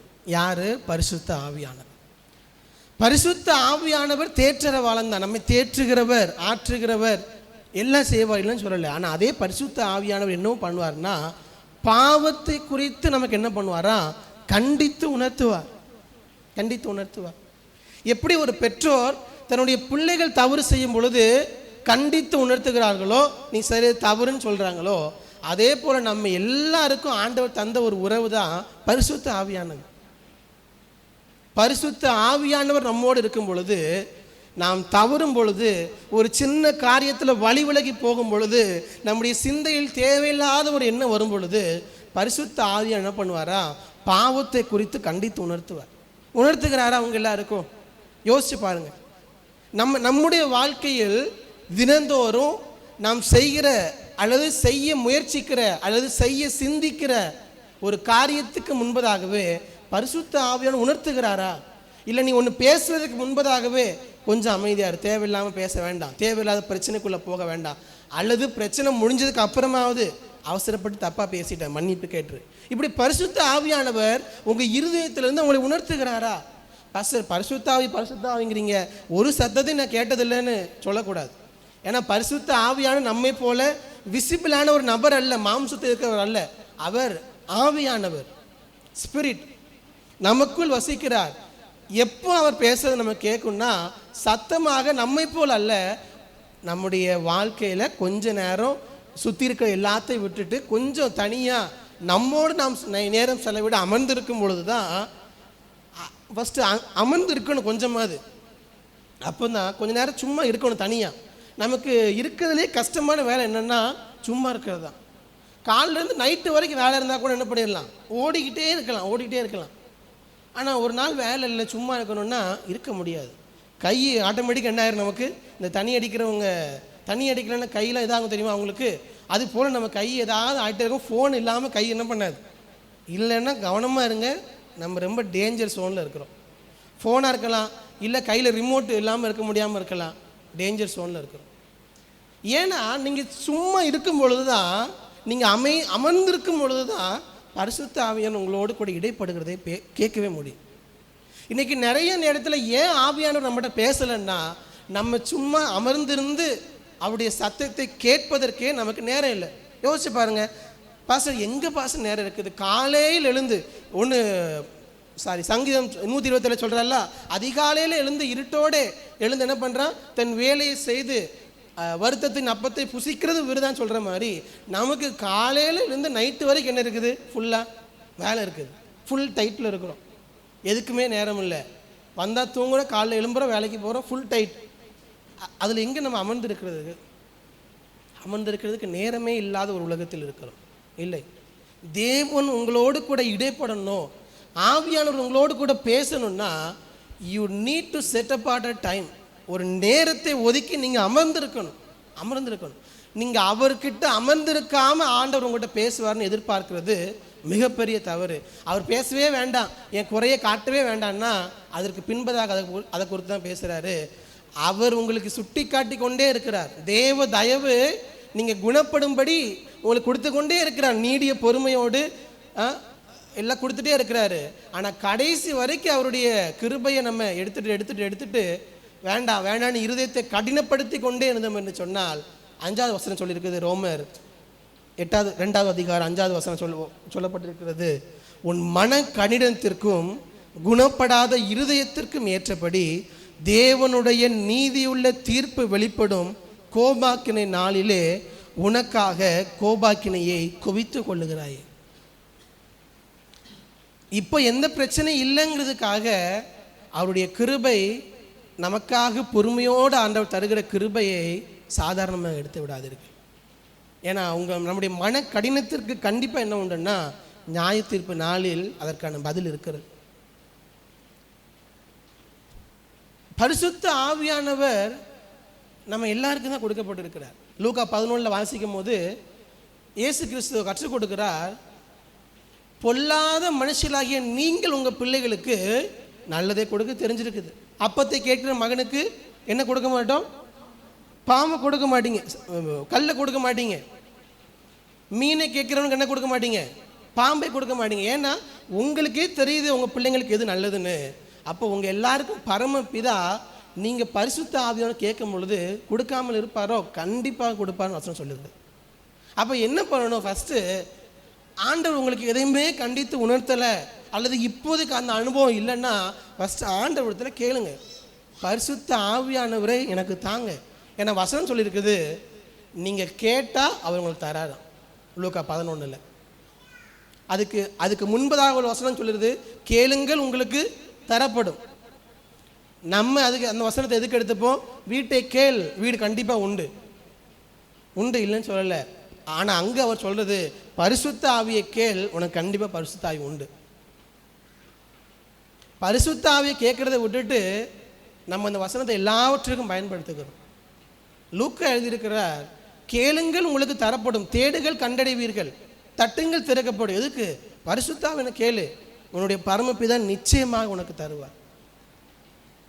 ஒரு நிமிஷம் எல்லாரும் கண்களை மூடுங்க. அப்படி ஒரு நிமிஷம் கண்களை மூடி, கவலைப்படாதீங்க, டைம் முடியலை. ஒரு நிமிஷம் கண்களை மூடி ஏன்னா சொல்லிட்டு விட்டேன்னா அடுத்து நீங்கள் பண்ணுவீங்களா மாட்டிங்களானே எனக்கு தெரியல. ஒரே நிமிஷம் கண்களை மூடி ஒரே ஒரு சின்ன ஜெபம், ஆண்டவரே பரிசுத்த ஆவியானவர் எனக்கு தாங்க அப்படின்னு ஒரு சின்ன ஜெபம் பண்ண போகிறோம். ஒரே ஒரு நிமிஷம் தான், எல்லாரும் கண்களை மூடி.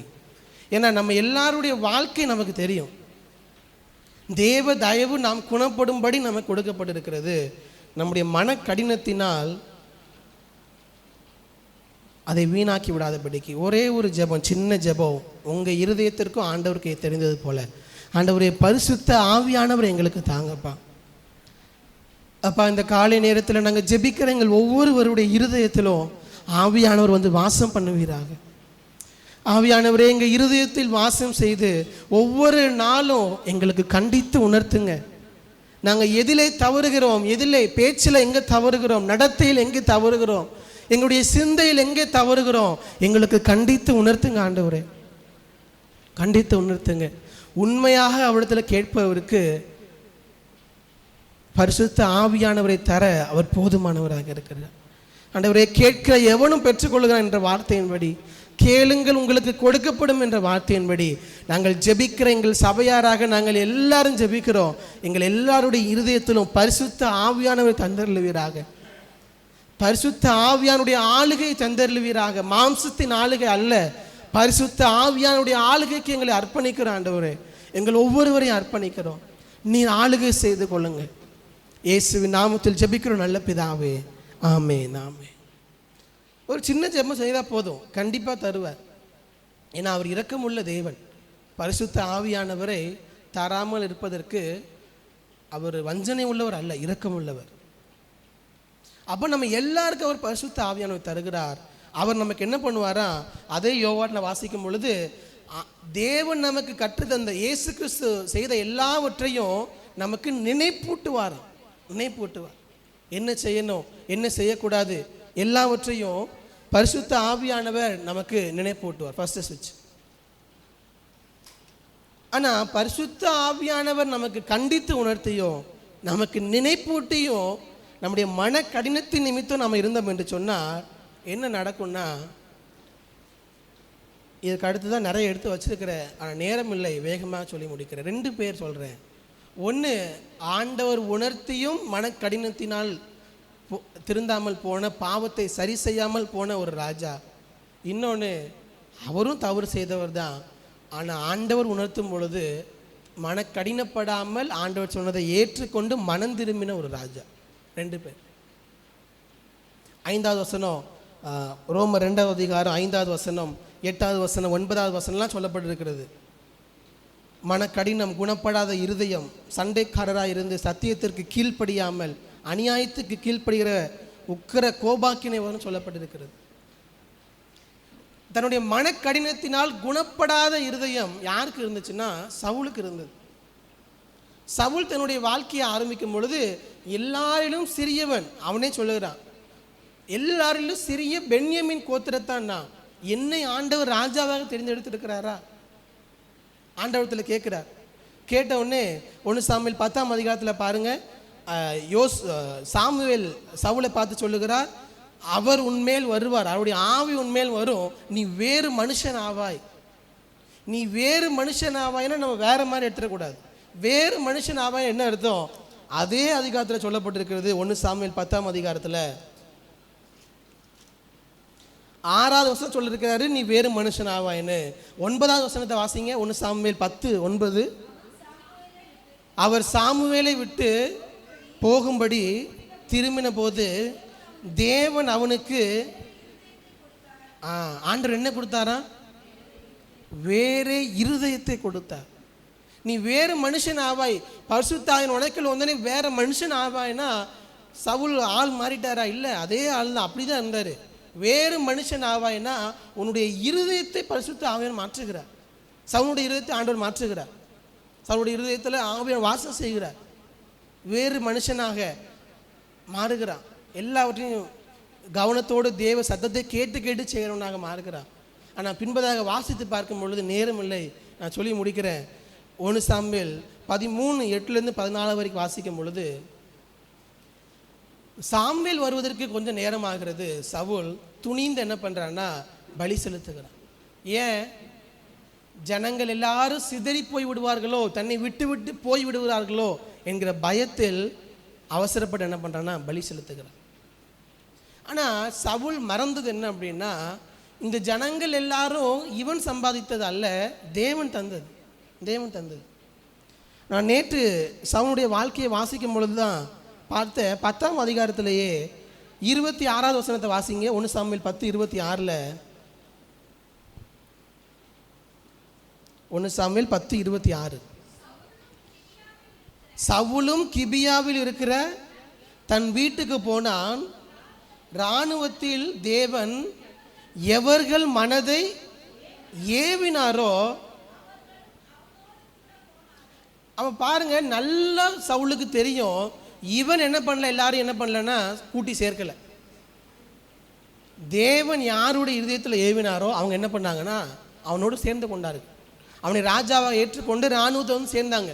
அப்போது சவுல் என்ன நினச்சிருக்கணும், இவங்க எல்லாம் என்ன பார்த்து வந்தவர்கள் அல்ல, தேவன் யாரை ஏவினாரோ அவங்கெல்லாம் வந்திருக்காங்க.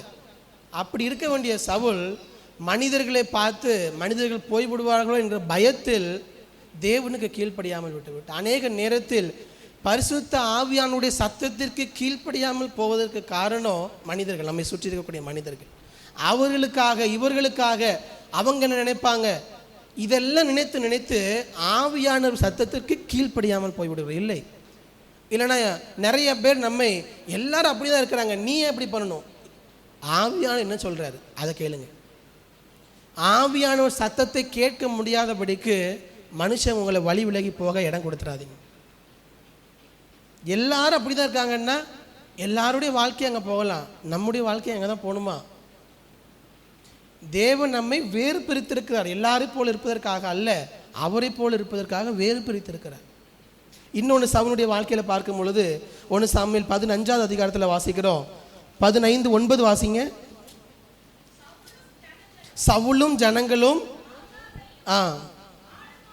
ஆடு மாடுகளில் முதல் தரமானவைகளையும்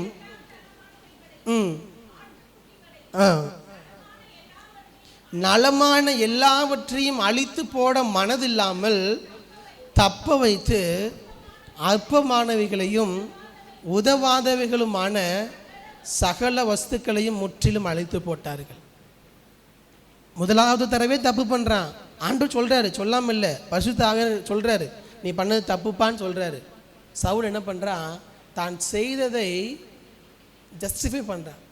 இல்லை நீங்கள் வர்றதுக்கு டைம் ஆச்சு, ஆண்டவருக்கு முன்பதாக படைக்கணும், அதனால தான் பண்ணேன்னு ஜஸ்டிஃபை பண்ணுறான். தவறை ஏற்றுக்கொள்ளவில்லை, ஜஸ்டிஃபை பண்ணுறான், அதை நியாயப்படுத்துகிறான். அடுத்த தவறு ஆட்டோமேட்டிக்காக அடுத்த தவறுக்குள்ளே போகிறான். எப்போ நம்ம தவறை ஏற்றுக்கொண்டு மனம் திரும்பலையோ அடுத்த தவறு ரொம்ப தூரத்தில் இல்லை, உடனே வந்துடும். அங்கே தவறை ஒத்துக்கல, ஏற்றுக்கொள்ள அவனுக்கு இருதயம் இல்லை, அடுத்த தவறு வருகிறது. முதலாவது ஜனங்களை பார்த்து தேவ சத்தத்தை விட்டு விலகி போனால், இங்கே பணத்தை பார்த்து தேவனுடைய சத்தத்தை விட்டு விலகி போகிறார். ஆண்டவர் சொல்லியிருக்கிறார் அமலேக்கிற எல்லாரையும் அழித்து போன்னு சொல்கிறாரு. ஆனால் இங்கே சவுல் என்ன பண்ணுறான், முதல் தரமானதெல்லாம் விட்டுட்டான், ஒன்றுக்கு உதவாத எல்லாத்தையும் என்ன பண்ணுறான்னா அழிச்சு போட்டுட்டான். ஏன் பின்னாடி கேட்கும் போது சொல்கிறான், எல்லாத்தையும் உங்கள் ஆண்டவர் கொடுக்கறதுக்காக தான் நான் எல்லாத்தையும் வச்சுருந்தேங்கிறான். அதுவும் சாக்கு போக்கு தான். ஆண்டவர் சொல்லியிருக்காரு எல்லாத்தையும் பண்ணுங்கிறாரு, அதில் பாதி கேட்டுட்டு பாதி கேட்காம நம்மளே அநேகர் இருப்போம் இல்லையா? ஆண்டவர் சொல்கிற எல்லா வார்த்தையும் கேட்போம், நமக்கு எதெல்லாம் ஓகேயோ அதெல்லாம் கேட்டுப்போம், அதெல்லாம் கீழ்ப்படிஞ்சிடும். சரி இதெல்லாம் நம்ம இதுக்கு இது நம்ம சரிப்பட்டு வர, இது நம்ம ஆரம்பத்துலேருந்தே பண்ணலை, வேண்டாம். அப்போ இது பண்ணிக்கலாம், இது பண்ண வேண்டாம், இது ஆண்டவர் ஏற்றுக்கொள்கிறதல்ல. கீழ்ப்படிதல் என்பது முழுமையான கீழ்ப்படிதல் தான். இந்த அறக்குறையான கீழ்ப்படிதல் தேவனுடைய பார்வையில் கீழ்ப்படிதலே இல்லை. சவுல் அமலேக்கிற எல்லாரையும் கொன்னா இல்லைன்னு சொல்லலை, பாதி பேரை கொன்னா பாதி பேரை கொள்ளலை. அதே தான் நம்ம அவனுக்கு எது தேவையோ அதை வச்சுக்கிட்டான். அதே போல் நம்மளும் ஆண்டவருடைய எல்லா வார்த்தையும் கேட்கணும், நமக்கு சாதகமானது எல்லாத்துக்கும் கீழ்ப்படிஞ்சிருவோம், சாதகமானது இல்லாமல் இருக்கிற எல்லாத்துக்கும் கீழ்ப்படிய மாட்டோம். இல்லை, தேவனுடைய வார்த்தை தேவ தயவு நாம் குணப்படும்படி நம்மை நெருக்கி ஏவுகிறார். பணம் அவருடைய சத்தத்திற்கு கீழ்ப்படியாமல் உங்களை விலக்கி கொண்டு போயிடக்கூடாது. இன்றைக்கி அநேக கிறிஸ்தவர்கள் விழுந்து போவது பணத்திற்காக ஆவியானுடைய சத்தத்தை கேட்க விட்டு விடுகிறோம். இல்லை, காலைதோறும் அவருடைய சமூகத்தில் அமர்ந்திருக்கும் பொழுது புலம்பல் 3ல் சொல்கிறாரு, காலைதோறும் ஆண்டவர் என்ன பண்ணுறாராம், புது கிருபையை தருகிறார். கிருபை எதற்கு? நம்மை குணப்படுத்துவதற்கு, அவருடைய சத்தத்தை கேட்பதற்கு. ஒவ்வொரு நாளும் அவருடைய சத்தத்தை கேட்க கேட்க காலைதோறும் புது கிருபையினால் நம்மை நிரப்புகிறார். அதுதான் நான் இப்போ அடிக்கடி சொல்லிகிட்டே இருக்கிறேன், எல்லா இடங்களிலும் அதிகமாக ஜெபம் செய்யுங்கன்னு சொல்கிறேன். நீங்கள் ஜெபிக்க ஜெபிக்க ஸ்தோத்திரம் செலுத்த செலுத்த கிருபை பெருகும். கிருபை பெருக பெருக ஆண்டவர் நம்மை குணப்படுத்துகிறார். நம்முடைய தவறுகளை நம்முடைய இருதயத்தில் சுட்டி காட்டுகிறார். மனம் திரும்புகிறோம், வாழ்வு மாறுகிறது, வேறு மனுஷனாய் மாறுகிறோம், புதிய இருதயத்தை தருகிறார். ஒவ்வொரு நாளும் வளர்ந்து கொண்டே போகிறோம். ஆனால் ஜெபமே நம்முடைய வாழ்க்கையில் இல்லை என்று சொன்னால் நம்முடைய இருதய கடிதத்தின் நிமித்தம் நமக்கு நியாய தீர்ப்பு இருக்கிறது. சவுலை போல கடைசி சவுளுடைய வாழ்க்கையை முடியும் பொழுது ரொம்ப பரிதாபமாக இருக்கிறது. பின்னாடி வாசிக்கும் போது ஆண்டவருடைய வசனம் சொல்லுகிறது, கர்த்தருடைய ஆவி சவுலை விட்டு விலகி போயிற்று. பரிசுத்த ஆவியும் நம்ம எல்லாருக்கும் தான் இருக்கிறார், இல்லை என்று சொல்லவில்லை. ஆனால் கீழ்ப்படியாமல் மன கடினத்தின் நிமித்தம் இருந்தோம்னா பரிசுத்த ஆவியாக நம்ம விட்டு விலகி போக மாட்டார். அதுக்கப்புறம் அமைதியாக வருத்தத்தோடு நம்மோடு கூட இருப்பார். எப்படி சவுலை ராஜாவாக்கினதற்கு தேவன் மனஸ்தாபப்பட்டாரோ, நாம் வாழுகிற வாழ்க்கையை பார்த்து தேவன் மனஸ்தாபத்தோடு உட்கார்ந்துருப்பார், வேற ஒன்றும் செய்ய மாட்டார். நம்ம கூட தான் ஆவியானவர் இருப்பார். ஆனால் அதே நேரத்தில் சொல்லி முடிக்கிறேன், தாவீதை பாருங்க, சவுல் செய்ததை விட தாவீது செய்த தவறு மிகப்பெரியது. சவுலா இந்த பணத்தையும் பீப்புளையும் பார்த்துட்டு இருந்தான், ஜனங்களுக்காக பயந்துட்டு இருந்தான். ஆனால் தாவீது செய்தது எவ்வளோ பெரிய குற்றம். இன்னொருடைய மனைவி எடுத்துக்கொண்டது தவறு. அதை மறைப்பதற்காக அந்த கணவனையே கொன்றது அதை விட மிகப்பெரிய தவறு. ஆனால் தேவன் அவனை எப்படி பார்க்கிறார் பாருங்க.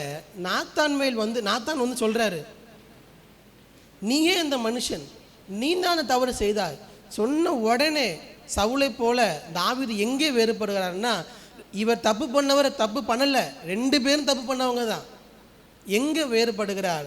இவர் அட்ஜஸ்ட் பண்ணி நான் தப்பு பண்ணலைன்னு ஜஸ்டிஃபை பண்ணுறாரு, நியாயப்படுத்தி கொண்டு இருக்கிறார், சாக்கு போக்கு சொல்லி கொண்டு இருக்கிறார். அவர் சொன்ன உடனே ஆண்டவர்கிட்ட போகிறார். ஆண்டவர்கிட்ட போய் அந்த தவறை உணர்த்தின உடனே பாடின சங்கீதம் தான் சங்கீதம் 51. இந்த வாரம் முழுவதும் சங்கீதம் 51 தினந்தோறும் வாசித்து ஜெபியுங்கள். சங்கீதம் 51 வாசித்து தினந்தோறும் ஜெபியுங்கள். அவருடைய தயவு நாம் குணமாகும்படி நம்மை நெருக்கி ஏவுகிறது. ஆண்டவரே, சுத்த ஆவியை, சுத்த இருதயத்தை என்னிலே சிருஷ்டியும், நிலைவரமான ஆவி என்னை தாங்க செய்யும். ஜெபிக்கிறார். தேவன் தந்த இருதயம் கெட்டு போயிடுச்சு. தாவீது ஜெபிக்கிறார், திருப்பியும் சுத்த இருதயத்தை எனக்கு தாங்க. தேவனுடைய சமூகத்தில் மன்றாடுகிறார். அதுதான் தேவ தயவை அவர் நமக்கு தருவதற்கான காரணம். இந்த காலை நேரத்தில் அவருடைய கிருபை நமக்கு அளவில்லாமல் தருகிறார், இல்லை என்று சொல்லவில்லை. அவருடைய கிருபை ஒவ்வொரு நாள் நமக்கு புதிதாக இருக்கிறது, இல்லை என்று சொல்லவில்லை. ஏசாயா 50 வாசிக்கிறது போல காலைதோறும் அவர் நம்மை எழுப்புகிறார், கல்விமானி நாவை தருகிறார். காலைதோறும் அவர் நம்மளை எழுப்புகிறாரா? இதுக்காக அவருடைய கிருபைகளை பெற்றுக்கொள்வதற்காக. ஒவ்வொரு நாளும் அவருடைய சமூகத்தில் அமர்ந்திருந்து கிருபைகளை பெற்றுக்கொண்டு நம்முடைய வாழ்க்கையை சரி செய்து கொண்டு ஒவ்வொரு நாளும் ஓடுவதற்காக. இல்லை என்று சொன்னால் சவுளுடைய வாழ்க்கை தான், சவுளுடைய முடிவு பரிதாபமானது. நாமே நிதானித்து பார்க்க தேவன் கிருபை தருவாராக. சங்கீதம் 51 வசனத்தை வாசித்து ஜெபிக்கிறேன். தயவு செய்து இந்த வாரம் முழுவதும் நான் வாசித்தது போல நம்முடைய இருதயம் கடினப்படாமல் சங்கீதம் 51 வாரம் முழுவதும் வாசித்து ஜெபியுங்கள். அது உங்களுடைய ஜெபமாக இருக்கட்டும். சங்கீதம் 51 முழுவதுமாக வாசித்து ஜெபியுங்கள். ஒரே ஒரு வசனத்தை வாசித்து ஜெபிப்போம். 10வது வசனத்தை வாசிங்க. 51:10. தேவனே, சுத்த இருதயத்தை என்னிலே சிருஷ்டியும், நிலைவரமான ஆவியை என் உள்ளத்திலே புதுப்பியும். தாவீதினுடைய ஜெபம். தேவனே, சுத்த இருதயத்தை என்னில் சிருஷ்டியும், நிலைவரமான ஆவி என்னில் புதுப்பியும். சங்கீதம் 139 கடைசி 2 வசனங்கள். நான் சொல்கிற இந்த வசனத்தெல்லாம் இந்த வாரத்தில் வைத்து ஜெபியுங்கள். கடைசி 2 வசனம். தேவனே, என்னை ஆராய்ந்து என் இருதயத்தை அறிந்து கொள்ளும், என்னை சோதித்து என் சிந்தனைகளை அறிந்து கொள்ளும், வேதனை உண்டாக்கும் வழி என்னிடத்தில் உண்டோ என்று பார்த்து நித்திய வழியில் என்னை நடத்தும். சங்கீதம் 51, சங்கீதம் 139 கடைசி 2 வசனங்கள். ஜபிப்போம். தொடர்ந்து ஆவியானவர் அவருடைய சத்தத்திற்கு இடம் கொடுப்போம். சத்தத்தை கேட்பதற்கு முதலாவது இடம் கொடுப்போம். கேட்கிற வார்த்தையின்படி நடக்க முயற்சிப்போம். அவர் நம்மை வழி நடத்த போதுமானவராக இருக்க. எல்லாரும் இடங்களை எழுப்பி நின்று கண்களை மூடி நாம் ஜபித்து முடிக்க போகிறோம். எல்லாரும் இருக்கிடங்களை எழுப்பி நின்று தேவ சமூகத்தில் நம்மை அர்ப்பணித்தவர்களாக, தேவன் திட்டமும் தெளிவுமாக நம்மோடு கூட இந்த வாரத்தில் பேசின வார்த்தை, தேவ தயவு நீ குணப்படும்படி உன்னை ஏவுகிறது என்று அறியாமல், அவருடைய தயவு, பொறுமை, நீடிய சாந்தம் இவைகளின் ஐஸ்வர்யத்தை அசட்டை பண்ணுகிறாயோ. Don't take it for granted. பரிசுத்த ஆவியினுடைய சத்தத்தை கேட்கிற அனுபவமே இல்லைன்னா, தயவு செய்து ஆண்டவர் இந்த வாரத்தில் நம்ம கற்றுக் கொடுத்திருக்கிறார். அவருடைய சத்தத்தை கேட்பதற்கு முயற்சிப்போம். அதிகாலையில் அவர் சமூகத்தில் அமர்ந்துருங்க, அவருடைய சத்தத்தை கேளுங்க. உங்களை குறித்து உங்கள் இருதயத்தை ஆராய்ந்து உங்களுக்கு காட்டுவார். உங்களுடைய வாழ்க்கையை உங்களுக்கு காட்டுவார். அவருடைய சிலுவை அண்டை வரும் பொழுது அவருடைய கிருபை நம்மை முழுவதுமாக சுத்திகரிக்கிறது. அவருடைய கிருபை நம்மை சுத்திகரித்து நீதிமானாய் மாற்றுகிறது. ஆண்டவரே, இந்த காலை நேரத்தில் ஒவ்வொருவரையும் உங்கள் சமூகத்தில் அர்ப்பணிக்கிறோம். பரிசுத்த ஆவியானுடைய சத்தத்தை கேட்டு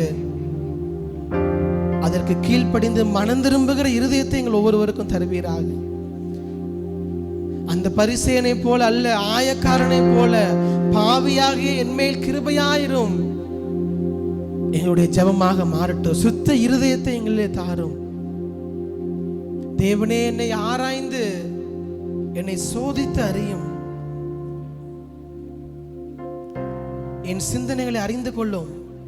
நம்முடைய சிந்தை எப்படி இருக்குது, நம்முடைய இருதயத்தின் எண்ணங்கள் எப்படி இருக்குது, ஆவியானவருக்கு தெரியும். நம்ம குடும்பத்துக்கு தெரியாம இருக்கலாம், நம்ம மனைவிக்கு தெரியாம இருக்கலாம், கணவனுக்கு தெரியாம இருக்கலாம். ஆவியானவருக்கு எல்லாம் தெரியும். எல்லாவற்றை அறிந்தவர். ஆண்டவரே, என்னுடைய சிந்தையை அறிந்து என்னை சீர்படுத்தும். என்னை விட்டு கொடுக்கிறேன்னு சொல்றவங்க அவரை பார்த்து சொல்லுவோமா? சிலுவையின் அன்பின் மறைவில் கிருபையின் இனிய நிழலில், சிலுவையின் அன்பின் அருளில் கிருபையின் இனிய நிழலில் ஆத்துமனேசரின்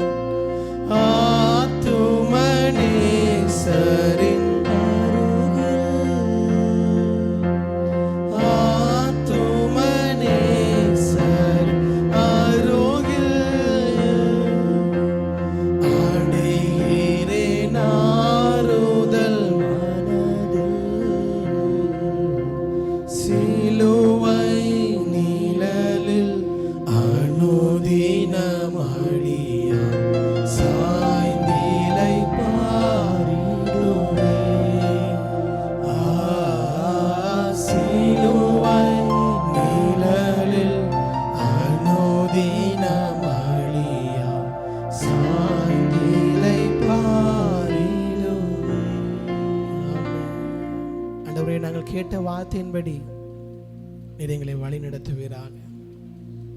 உம்முடைய வார்த்தைக்கு எங்களை முழுவதுமாக அர்ப்பணிக்கிறோம். உம்முடைய கிருபையை காலைதோறும் உம்முடைய கிருபையை பெற்றுக்கொண்டவர்களாக, சபையாக கூடி ஜெபிக்கும் பொழுதெல்லாம் உங்கள் கிருபையை பெற்றுக்கொள்ள, குடும்பமாக ஜெபிக்கும் பொழுதெல்லாம் உங்கள் கிருபையை பெற்றுக்கொள்ள, ஆவியானுடைய சத்தத்தை கேட்டு நடக்க, கீழ்ப்படிய எங்கள் ஒவ்வொருவருக்கும் கிருபை தருவீராக. உம்முடைய கிருபை எங்களை சூழ்ந்து கொள்வதாக. கர்த்தரை நம்பி இருக்கிறவனையோ அவருடைய கிருபை சூழ்ந்து கொள்ளும் என்ற வார்த்தையின்படி ஒவ்வொருவரையும் உடைய கிருபை சூழ்ந்து கொண்டு வழி நடத்துவாராக. உங்க சமூகத்தில் எங்களை தாழ்த்தி தருகிறோம். இயேசு கிறிஸ்துவின் நாமத்தில் ஜெபிக்கிறோம் நல்ல பிதாவே, ஆமென் ஆமென். நம்ம எல்லாம் சேர்ந்து சொல்லுவோம். என் ஆத்துமாவே கர்த்தரை ஸ்தோத்திரி, என் முழுவதுமே பரிசுத்த நாமத்தை ஸ்தோத்திரி. என் ஆத்துமாவே கர்த்தரை ஸ்தோத்திரி, கர்த்தர் செய்த சகல உபகாரங்களையும் மறவாதே. ஆமென் ஆமென். நம்முடைய கர்த்தராகிய இயேசு கிறிஸ்துவின் கிருபையும் பிதாவாகிய தேவனுடைய அன்பும் பரிசுத்த ஆவியானுடைய அந்யோன்யமும் ஐக்கியமும் சந்தோஷமும் சமாதானமும் நம் அனைவரோடும் சகல பரிசுத்தவான்களோடும் கூட அவருடைய வருகை நாட்பரியந்தம் என்றென்றும் இருப்பதாக. ஆமென், ஆமென். ஹல்லேலூயா, ஹல்லேலூயா. எல்லாரும் சேர்ந்து சொல்லுவோம் ஹல்லேலூயா. தேவன் நம்ம ஒவ்வொருவரையும் ஆசீர்வதிப்பாராக. ஒருவரை வாழ்த்தி நாம் கடந்து செல்லுவோம்.